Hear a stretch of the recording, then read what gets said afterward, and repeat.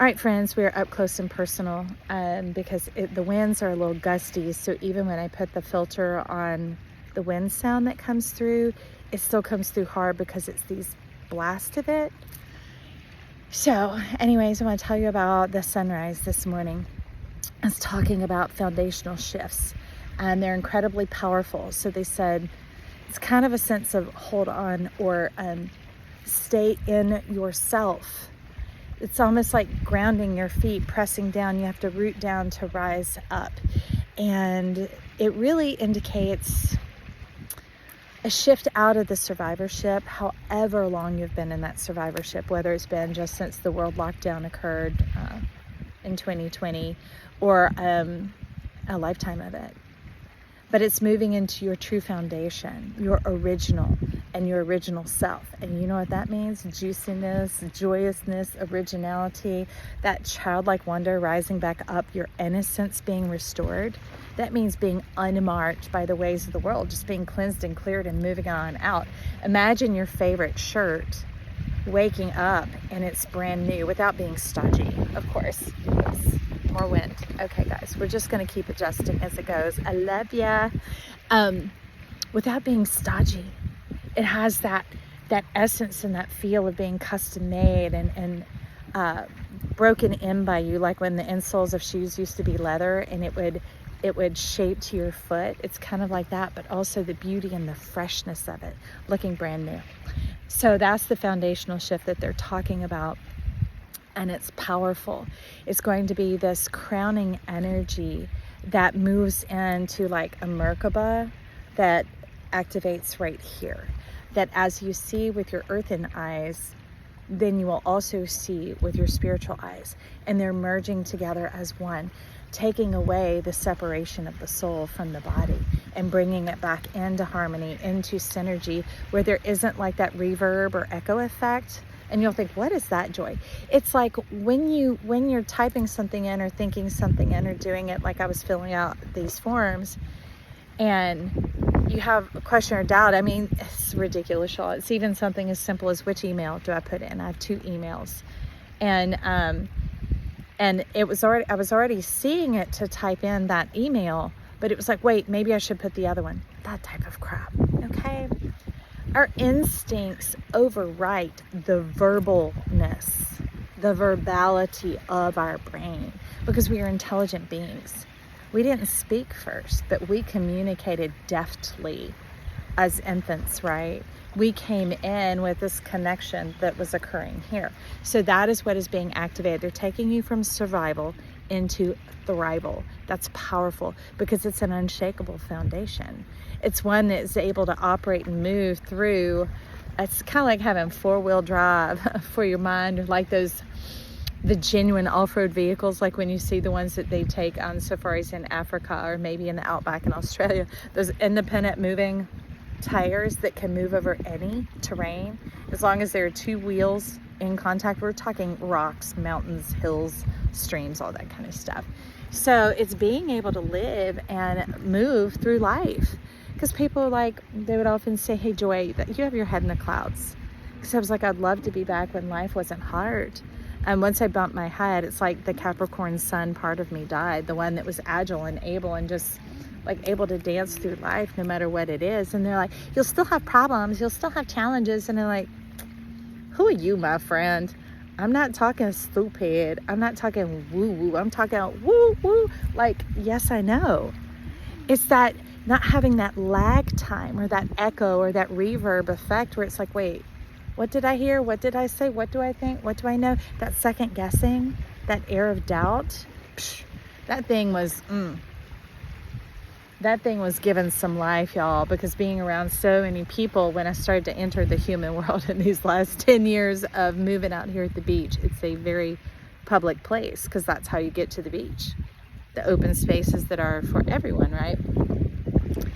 And having to navigate the shizdiz, the confuggery, the under the tableness, all that kind of stuff.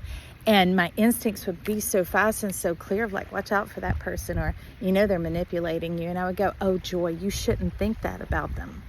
That's arrogant of you. You should give them the benefit of the doubt. That was those suggestions that I talk about coming up to my head. I was temporarily arrested, stupid where I'm at, and I went with it. If you are giving the benefit of the doubt, you know who you are doubting? You. And that creates a shakable foundation. That creates a foundation that can just wash out and erode away and go up in blazes in a moment. And it is like a malefic mirror of giving someone a tiny line of credit, a little bit of trust, like 2 cents worth when you meet them. And that knowing that they will show to you who they really are and the actions that they choose to take, not their true who, but whatever they're living from. Okay, right, friends? So that's just a little PSA from Miss Page, who is asking these sort of things. Hopefully that is openly and clearly addressed there. Don't give anyone the benefit of the doubt, because that's your saying, hey, you can act however you want and I'll pay for it and I'll figure it out later. Because when you open up your wallet, your energetic source like that, you're opening up your core. And once they get in there, they got your numbers, they got your trace, they can live forward from your energy, and you will go down. That's that phoenix that we were talking about. If you're from the old days, if you're from the vault. If you're not, you ought to go check out that vault, even if it's just to stare and glare at, ooh, who was Joy before cancer hit her and all these other things came pouring in. If I have short gray hair, that's right after I came through treatment.